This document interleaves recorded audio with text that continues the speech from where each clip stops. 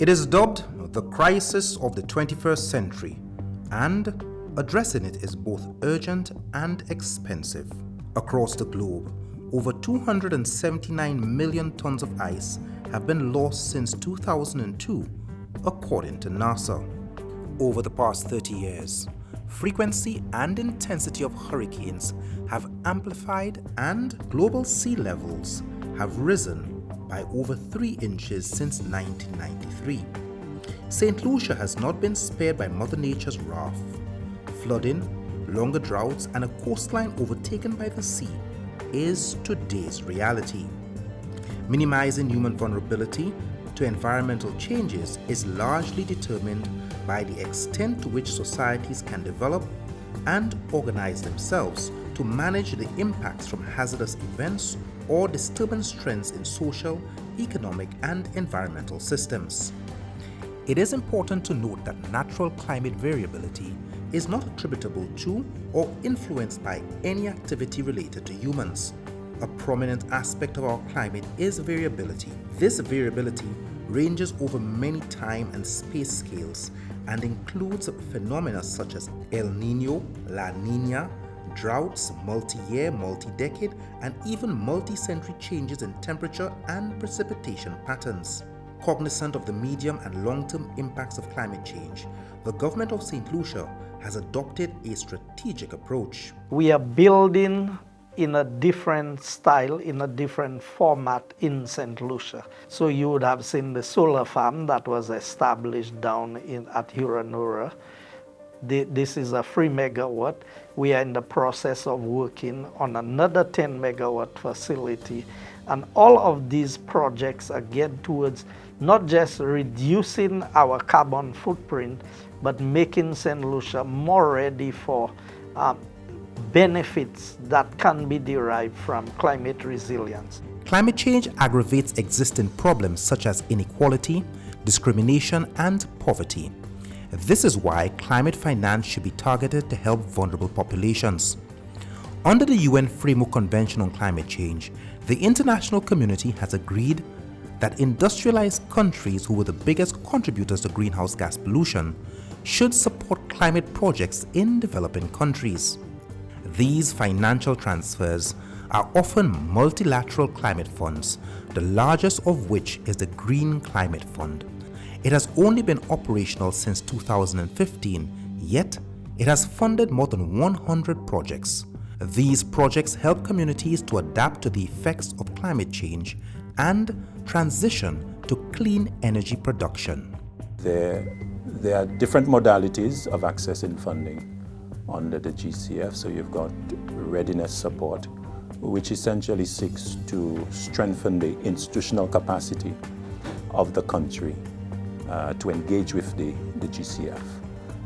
For St. Lucia, as well as other countries, the GCF institutes what you call a national designated authority, which is our ministry. As one of the modalities, you've got readiness support, which is to strengthen the NDA to be able to do so. But there's also project facilitation as well as funding proposals. The objective of St. Lucia's GCF Readiness Support, initiated in 2018, is to strengthen the institutional structures to ensure the efficient, effective, and transparent use of climate finance resources and assist in the design of adaptation and mitigation interventions that lead to transformative and impactful results. We have our pipeline of projects through the country program that span the sectors of water and agriculture and fisheries and tourism and infrastructure and education and health and tourism, as well as transport and energy. And working with them and with the pipeline, currently we have a water project with the Green Climate Fund in approximately $10 million that we are trying to get accepted for the funding. We are expecting to be able to submit another very shortly in terms of fisheries, another in health as well as another to help us with our nationally determined contribution, which is a document or a piece that countries develop to help them indicate how they will actively try to reduce emissions. St. Lucia is positioned to benefit from the GCF with a slate of climate change mitigation and adaptation initiatives. One is the Castries Vision 2030. So there is a program, a proposal that we are in the process of submitting to the GCF that would make a contribution in that area involving electric mobility, energy conservation, as well as building resilience around the seafront in Castries. Our approach is that we are asking the GCF funds to support us in what we call a green affordable housing program. And this program is really assisting the government with the rollout of its housing, both mixed use and social housing, for 11 communities. And the intention really is to use those funds to, first of all, encourage persons to move from low-lying areas. The persons in Ancillary, in Dennery, in Soufrière, in all of those areas where they are prone to flooding, Bexon, we want them to now look at these housing communities as being an alternative to where they live. As a new fund, the GCF tries to learn from the mistakes of other organizations where climate projects had harmful consequences such as environmental degradation or human rights violations. The fund aims to take a rounded approach, not just financing climate action, but also supporting social and economic development, reducing emissions, and addressing the impacts of climate change.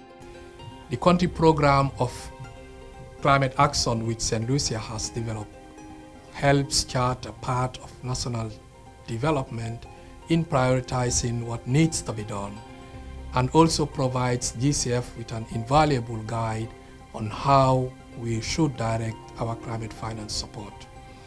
The Caribbean Community Climate Change Center plays a vital role in implementing GCF's readiness and preparatory support in St. Lucia. It is my hope that with the help of the 5 Cs, St. Lucia would use the GCF's readiness funding to institutionalize climate change interventions as an integral part of its national development agenda.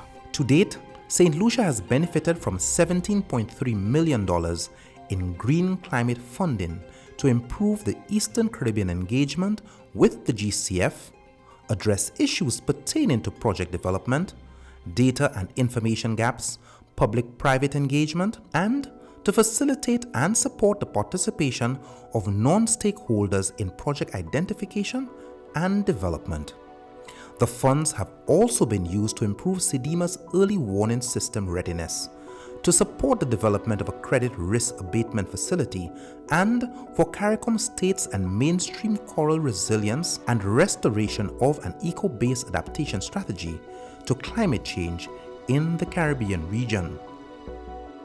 The GCF is well placed to continue supporting St. Lucia, not only with financing, but also by providing technical guidance. We encourage St. Lucia and other small island developing states to make use of every resource that GCF can provide to bolster society's ability to adapt to climate effects while enhancing national climate ambition and action. The GCF has committed to protecting and promoting human rights, and funded projects are supposed to be gender responsive and respect the rights of women and indigenous people by requiring consultation with them, as well as remaining committed to accountability and transparency to all donor partners and fund recipients. The GCF's continued investment in building the region's climate resilience is critical. Such investments must now be scaled up. The 5 Cs is ready to use its experience, its know-how, and its strong partnership with the Green Climate Fund to mobilize the financing necessary to improve the Caribbean's resilience to climate change.